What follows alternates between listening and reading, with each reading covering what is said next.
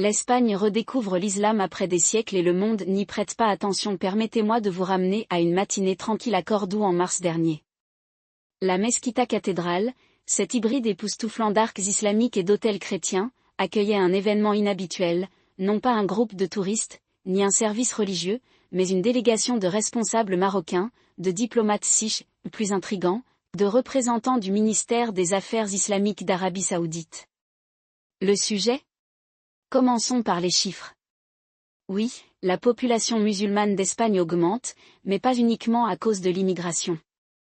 Une part importante de cette croissance provient des conversions. Les estimations varient, mais certaines études suggèrent que jusqu'à 30% de la population musulmane espagnole sont des conversos, des siars originaires qui se sont convertis à l'islam. Il ne s'agit pas seulement d'un changement démographique, c'est une question culturelle. Et cela se produit dans un pays où, il y a à peine une génération, l'islam était associé à la Reconquista, à l'Inquisition et à des siècles de suprématie chrétienne. Alors pourquoi cet intérêt soudain ? Eh bien, une partie de cela est une véritable recherche spirituelle. Mais cela est aussi en partie géopolitique. La communauté musulmane espagnole n'est pas monolithique. Il y a des salafistes, des soufis, des musulmans laïcs et tout le reste. Et les groupes qui connaissent la plus forte croissance ? Ceux qui ont les poches les plus profondes et les liens les plus étroits avec les puissances étrangères. Prenez le centre culturel islamique financé par l'Arabie Saoudite à Madrid. Officiellement, c'est un lieu de dialogue interreligieux. Officieusement, c'est une plaque tournante de l'influence wahhabite en Espagne. Ensuite, il y a le gouvernement marocain, qui finance discrètement des mosquées et des écoles islamiques dans toute l'Andalousie. Le Maroc ne veut pas seulement préserver l'héritage islamique de l'Espagne, il veut le façonner. Et pourquoi ?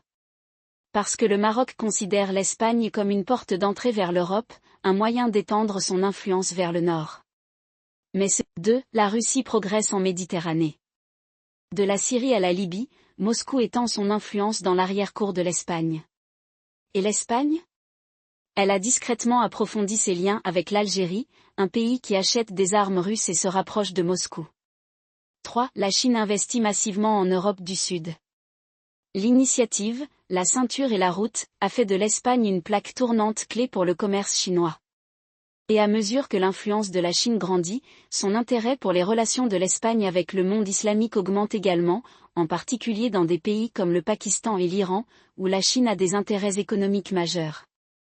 4. Le monde islamique se fragmente, mais se consolide également. L'Arabie Saoudite, la Turquie et l'Iran se disputent le leadership dans le monde musulman. Et l'Espagne ? Cela devient un champ de bataille pour leur influence.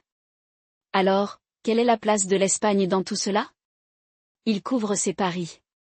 Pendant des décennies, l'Espagne a été un membre fidèle de l'OTAN, un allié fidèle. La politique intérieure. Pourquoi les dirigeants espagnols jouent à ce jeu? Alors pourquoi l'Espagne fait-elle cela? Pourquoi risquer de s'aliéner Washington alors qu'il pourrait simplement maintenir le statu quo? La réponse réside dans la politique intérieure. Pedro Sánchez, le Premier ministre espagnol, est un homme dans une situation précaire. Son gouvernement de coalition dépend du soutien de partis d'extrême gauche comme Podemos, qui font pression pour une politique étrangère plus indépendante, une politique qui éloigne l'Espagne des États-Unis et de l'OTAN. Dans le même temps, Sánchez fait face à la pression de l'élite économique espagnole, qui considère l'Afrique du Nord comme un marché critique pour les exportations de chiche. Et puis il y a l'aspect énergétique. L'Espagne est fortement dépendante du gaz algérien, et l'Algérie a clairement fait savoir qu'elle espérait que l'Espagne jouerait un rôle plus actif en Méditerranée. Il s'agit d'un cas classique de ce que j'appelle l'hégémonie libérale qui se retourne contre lui. Les États-Unis ont passé les 30 dernières années à essayer de refaire le monde à leur image, mais ils l'ont fait d'une manière qui a aliéné leurs alliés. Ils poussent à la sortie de l'OTAN, mais ils ignorent les besoins économiques et énergétiques de ses membres du Sud. On exige de la loyauté, mais on offre peu en retour. Et maintenant, l'Espagne fait ce que n'importe quel État rationnel ferait, couvrir ses paris. Alternative est ce que les États-Unis devraient faire à la place alors, que devraient faire les États-Unis? Voici mon 1. Arrêtez de prendre l'Espagne pour acquis. Voilà l'inconfortable que l'armée espagnole s'adapte déjà à cette nouvelle réalité. En 2022, Madrid a signé un accord de coopération en matière de défense avec le Maroc, son ancien sujet colonial, prévoyant des patrouilles navales conjointes dans le détroit. Cela peut ressembler à une diplomatie de routine, mais ce n'est pas le cas. Le Maroc est un acteur clé dans l'architecture de sécurité de l'Afrique du Nord, et l'Espagne le traite désormais comme un partenaire égal, et non comme une simple ancienne colonie. Pendant ce temps, l'Espagne a étendu sa présence militaire à Ceuta et Melilla, les deux enclaves de Siche sur la côte marocaine, où les tensions avec Rabat ont toujours été vives. Le message ? L'Espagne n'est plus seulement une puissance européenne. C'est une Méditerranée. Et puis il y a l'Algérie. Reste ensuite la question de la Chine. L'Espagne est l'un des pays d'Europe les plus favorables à la Chine. C'est un membre fondateur de la Banque asiatique d'investissement dans les infrastructures, elle a accueilli des visites navales chinoises et constitue une plaque tournante clé pour les investissements chinois en Europe. Ce n'est pas seulement une question d'économie. Il s'agit de signaler à Washington que l'Espagne a des options. Et si les États-Unis continuent de considérer l'Espagne comme acquise, ces options ne feront que croître. Alors, qu'est-ce que cela signifie pour l'OTAN ? Cela signifie que le flanc sud de l'Alliance devient plus fragmenté, plus imprévisible et plus exposé aux influences extérieures. L'Espagne n'est pas le seul pays à jouer à ce jeu. L'Italie, sous Giorgia Meloni, a approfondi ses liens avec la Tunisie et la Libye, tandis que la France a du mal à maintenir son influence dans ses anciennes colonies. Le résultat est une course à l'influence en Afrique du Nord que l'OTAN n'est pas équipée pour gérer. Voici que l'OTAN a été construite pour contrer l'Union soviétique. Il n'est pas conçu pour un monde dans lequel ses membres couvrent leur pari avec la Russie, la Chine et le monde islamique. Et l'Espagne est la preuve de ce problème. Les États-Unis peuvent soit s'adapter, soit observer leurs alliés commencer à établir leurs propres règles. Je ne dis pas que l'Espagne va abandonner l'OTAN demain. Mais je dis que les États-Unis doivent commencer à traiter l'Espagne comme une puissance souveraine ayant ses propres intérêts, et pas seulement comme un allié loyal. Cela signifie s'engager avec l'armée espagnole selon ses propres conditions, et pas seulement dans le cadre de l'OTAN. Cela signifie reconnaître que les priorités de sécurité de l'Espagne se déplacent vers le sud et que Washington doit participer à cette conversation, et non la dicter. Et voilà, si les États-Unis ne s'adaptent pas, ils se retrouveront dans une position où ils ne seront plus l'acteur dominant dans la stratégie méridionale de l'Europe. L'Espagne se positionne déjà comme la porte d'entrée entre l'Europe et l'Afrique. Si Washington ne se réveille pas, cette porte d'entrée sera fermée ou pire, contrôlée par quelqu'un d'autre. La leçon à retenir est la suivante, dans un monde multipolaire, les alliances militaires ne sont pas statiques. Ils sont dynamiques et façonnés par des intérêts et pas seulement par une idéologie. L'Espagne redécouvre l'islam, mais elle redécouvre également sa propre autonomie stratégique. Et si les États-Unis ne commencent pas à y prêter attention, ils se retrouveront du mauvais côté de l'histoire. Ce que la plupart des gens ne réalisent pas, c'est que la redécouverte de l'islam en Espagne ne se produit pas seulement dans les couloirs du pouvoir ou dans les couloirs de l'OTAN, elle se joue dans les rues, dans les isoloirs et dans le tissu même de la société siche. Et c'est là que les choses deviennent vraiment intéressantes, car il ne s'agit pas seulement de géopolitique. Il s'agit d'identité, de politique et de l'avenir de l'Espagne elle-même. Laissez-moi vous expliquer pourquoi c'est important. La population musulmane d'Espagne est passée de presque 0 dans les années 1980 à plus de 2,5 millions aujourd'hui, faisant de l'islam la deuxième religion du pays après le catholicisme. Il ne s'agit pas seulement d'un changement démographique, c'est un tremblement de terre culturel. Et cela se produit à un moment où la politique de Siche est déjà divisée, avec le parti d'extrême droite Vox déferlant sur une rhétorique anti-immigration et la gauche luttant pour maintenir une coalition incluant Podemos, un parti qui a ouvertement flirté avec les discours anti-occidentaux. L'establishment politique espagnol n'est malheureusement pas préparé à cela. Les deux principaux partis du pays, le PSOE de centre-gauche et le PP de centre-droit, ont passé des décennies à traiter l'immigration comme une question secondaire, supposant que les liens historiques de l'Espagne avec l'Amérique latine garderaient la conversation centrée sur les migrants de langue siche. Mais l'islam est différent. C'est visible, c'est organisé et cela oblige à prendre en compte la propre histoire de l'Espagne, une histoire que la plupart des siards préféreraient oublier. Prenons le cas de Ceuta et Melilla, les deux enclaves espagnoles en Afrique du Nord. Ces villes constituent les seules frontières terrestres de l'Europe avec l'Afrique et sont devenues des points chauds dans les relations de l'Espagne avec l'islam. En 2021, le Maroc a permis à des milliers de migrants de prendre d'assaut la frontière de Ceuta dans un acte délibéré de guerre hybride, mettant à l'épreuve la détermination de l'Espagne. La réponse de Madrid a été que le Premier ministre Pedro Sánchez a initialement condamné les actions du Maroc, mais quelques semaines plus tard, il était de retour à Rabat, signant des accords pour rétablir les relations diplomatiques. Pourquoi ? Parce que l'Espagne a plus besoin du Maroc que le Maroc n'a besoin de l'Espagne. Et c'est une dynamique qui fait le jeu de la communauté musulmane espagnole, qui se considère comme un pont entre l'Europe et le Maghreb. Mais c'est là que ça devient vraiment compliqué. La population musulmane d'Espagne n'est pas monolithique. Il y a les immigrés marocains, qui constituent la majorité, mais il y a aussi les convertis, dont beaucoup sont jeunes, instruits et engagés politiquement. Et puis il y a les descendants de la population musulmane historique d'Espagne, les Morisques, qui ont été expulsés en 1609 mais dont l'héritage culturel n'a jamais vraiment disparu. Ces groupes ne sont pas toujours d'accord, mais ils partagent tous le sentiment que la classe politique espagnole les a ignorés depuis trop longtemps. Laissez-moi vous donner un exemple. En 2020, le gouvernement Sich a finalement reconnu la Commission islamique d'Espagne comme organe représentatif officiel des musulmans du pays. Sur le papier, c'était un pas vers l'intégration. En réalité, il s'agissait d'une mesure bureaucratique qui n'a guère répondu aux véritables griefs de la communauté musulmane espagnole. La CIE est dominée par des organisations liées au Maroc, ce qui signifie qu'elle se concentre davantage sur le maintien des liens avec Rabat que sur la défense des droits des musulmans siches. Pendant ce temps, les musulmans plus jeunes et plus progressistes y compris les convertis se sentent complètement exclus de la conversation.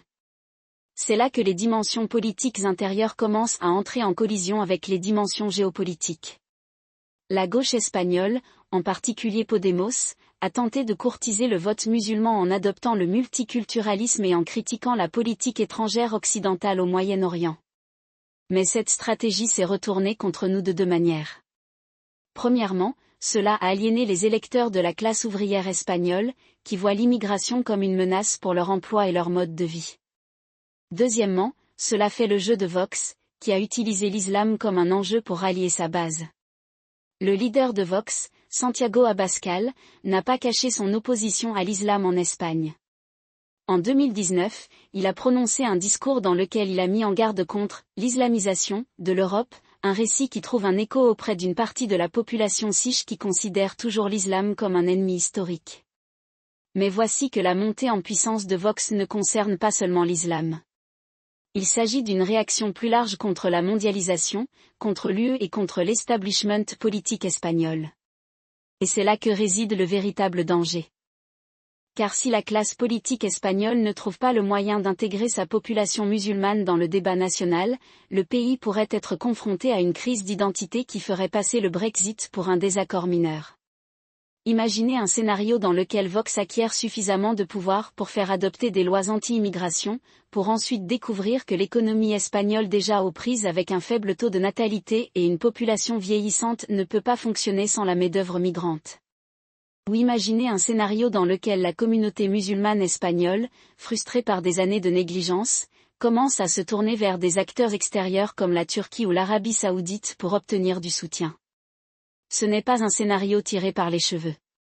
Cela se produit déjà dans d'autres régions d'Europe. Parlons maintenant du PSOE, car c'est là que les choses deviennent vraiment intéressantes. Pedro Sánchez a tenté de marcher sur la corde raide en ce qui concerne l'islam. D'une part, il a adopté le multiculturalisme en nommant dans son cabinet la première ministre musulmane d'Espagne, Nadia Calvino. D'un autre côté, il a pris soin de ne pas s'aliéner la majorité catholique espagnole, qui détient toujours une influence culturelle et politique importante. Mais cet équilibre n'est pas viable. Plus la population musulmane d'Espagne augmente, plus il sera difficile pour Sánchez ou pour tout futur dirigeant d'ignorer leurs demandes. Voici le scénario dans lequel je regarde les élections générales de 2027. D'ici là, la population musulmane d'Espagne pourrait atteindre les 3 millions et leur influence politique sera impossible à ignorer. Si le PSOE continue de les traiter comme une circonscription secondaire, ils pourraient faire défection vers Podemos ou même former leur propre mouvement politique. Et si cela se produit, le paysage politique espagnol pourrait être très différent. Nous pourrions voir un gouvernement de coalition comprenant des représentants musulmans, ou nous pourrions assister à une réaction violente de la droite qui rendrait la rhétorique actuelle de Vox apprivoisée en comparaison. Mais voilà, la classe politique espagnole ne voit pas si loin. Ils sont trop occupés à gérer les crises immédiates, la Catalogne, l'économie, la montée de l'extrême droite pour avoir une vision d'ensemble. Et c'est une erreur, car dans l'ensemble, l'Espagne est à la croisée des chemins. Soit elle embrasse son héritage islamique et l'utilise comme un pont vers l'Afrique et le Moyen-Orient, soit elle peut doubler son identité catholique et risquer de s'aliéner une partie croissante de sa population. Laissez-moi tranquille, je ne dis pas que l'Espagne est sur le point de devenir une république islamique. Cela n'arrivera pas. Mais je dis que la relation de l'Espagne avec l'islam va façonner sa politique pour les décennies à venir. Et si les dirigeants du pays ne commencent pas à y prêter attention, ils vont se retrouver pris entre le marteau et l'enclume, entre une Europe de plus en plus hostile à l'islam et un monde musulman de plus en plus affirmé dans ses revendications. La question: la classe politique espagnole relèvera-t-elle le défi ou laissera-t-elle passer ce moment? Parce que s'ils le font, ils ne risquent pas seulement l'instabilité intérieure. Ils mettent en péril la place de l'Espagne dans le monde. Et à l'ère multipolaire, c'est un risque qu'aucun pays ne peut se permettre de prendre. Ce que la plupart des gens ne réalisent pas, c'est que la redécouverte de l'islam en Espagne n'est pas seulement une question intérieure, c'est un tournant géopolitique. Le pays se situe au carrefour de 3 civilisations, l'Europe, l'Afrique du Nord et le monde islamique dans son ensemble. Et à l'heure actuelle, Madrid gaspille une opportunité de tirer parti de cette position. Laissez-moi vous expliquer pourquoi cela est important au-delà des frontières de Sich. Tout d'abord, considérons les relations de l'Espagne avec le Maroc. Les deux pays sont engagés dans une danse tendue depuis des décennies à propos de Ceuta et Melilla, à propos de la migration, à propos des droits de pêche. Mais le Maroc n'est pas seulement un voisin, c'est une puissance montante à part entière. Avec un PIB en croissance annuelle de 3 à 4%, une population jeune de 37 millions d'habitants et un gouvernement de plus en plus affirmé dans les affaires régionales, de sa promotion du Sahara occidental à son rôle dans le conflit libyen, Rabat est un acteur que l'Espagne ne peut pas se permettre d'ignorer. Et pourtant, l'approche madrilène a été réactive, voire défensive. La crise migratoire de 2021, lorsque le Maroc a autorisé des milliers de migrants à prendre d'assaut Ceuta en représailles à la décision de l'Espagne d'accueillir Brahim Ghali, le chef du Front Polisario, a été un signal d'alarme. Mais au lieu de profiter de ce moment pour recalibrer sa stratégie, l'Espagne a redoublé d'efforts sur les solutions à court terme. Voilà pourquoi la population musulmane espagnole pourrait être son plus grand atout dans la gestion de cette relation. Les immigrés marocains et leurs descendants ne constituent pas seulement un groupe démographique national, ils constituent un pont. Ils parlent la langue, comprennent la culture, et surtout, ont des liens familiaux des deux côtés du détroit de Gibraltar. Une Espagne qui embrasse son héritage islamique n'est pas seulement inclusive, elle se positionne comme médiateur entre l'Europe et le Maghreb. Imaginez si Madrid pouvait prétendre de manière crédible représenter les intérêts des musulmans nord-africains à Bruxelles, ou si elle pouvait utiliser sa population musulmane comme un outil de soft power pour apaiser les tensions avec Rabat. Ce n'est pas de la fantaisie, c'est de l'art de gouverner. Mais l'Espagne ne le fait pas. Au lieu de cela, il s'agit de laisser l'extrême droite définir le discours. La rhétorique de Vox sur la reconquête de l'Espagne face à l'islam n'est pas seulement une posture intérieure, c'est un cadeau pour les partisans de la ligne dure du Maroc, qui peuvent y voir la preuve que l'Europe n'acceptera jamais vraiment les musulmans. Et cela fait le jeu de Rabat. La monarchie marocaine se positionne depuis longtemps comme le défenseur de l'islam dans la région, et si l'Espagne continue de s'aliéner sa population musulmane, elle ne fait que renforcer la revendication du Maroc sur ce rôle. Le résultat ? Une Espagne plus faible et un Maroc plus fort dans la compétition à long terme pour l'influence au Maghreb. Maintenant, sortons.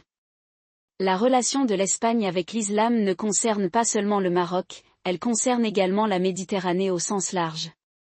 Le flanc sud de l'UE est en désordre.